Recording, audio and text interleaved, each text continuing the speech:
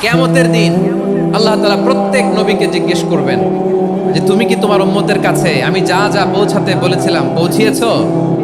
নবীরা বলবে আল্লাহ আমি পৌঁছিয়েছি। নবীদের কথা ঠিক কিনা সত্য কিনা এর সপক্ষে তখন বিশ্বনবী সাক্ষী দিবেন। সুবহানাল্লাহ পড়েন। এজন্য রব্বুল আলামিন বলেন ফাকাইফা ইযা জিনা মিন কুল্লি উম্মাতিন বিশাহীদিন ওয়া জিনা বিকা আলা হাউলাই শাহীদা।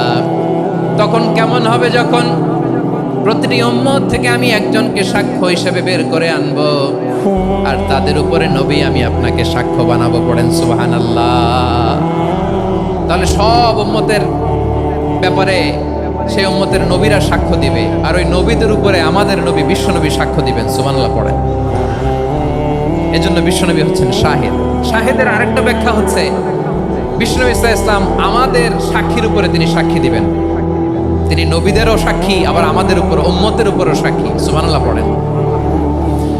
রব্বুল আলামিন বলেন وَكَذَلِكَ جَعَلْنَاكُمْ أُمَّةً وَسَطًا لِتَكُونُوا شُهَدَاءَ عَلَى النَّاسِ وَيَكُونَ الرَّسُولُ عَلَيْكُمْ شَهِيدًا। আর অনুরূপভাবে আমি তোমাদেরকে মধ্যমপন্থী উম্মত হিসেবে তৈরি করেছি, প্রেরণ করেছি। ব্যালেন্সড উম্মাহ, মধ্যমপন্থী উম্মাহ হিসেবে প্রেরণ করেছি, যাতে করে তোমরা সবার উপরে সাক্ষ্য দিতে পারো, আর যাতে তোমাদের নবী হতে পারে তোমাদের উপরে সাক্ষ্যদাতা। পড়েন সুবহানাল্লাহ। আমরা হচ্ছি ব্যালেন্সড উম্মাহ, আমরা সবার ব্যাপারে সাক্ষ্য দিব, আর আমাদের উপর সাক্ষ্য দিবে স্বয়ং বিশ্বনবী। সুবহানাল্লাহ পড়েন। তাহলে আমাদের নবী নবীদের উপরও সাক্ষী, আমাদের উপরও সাক্ষী।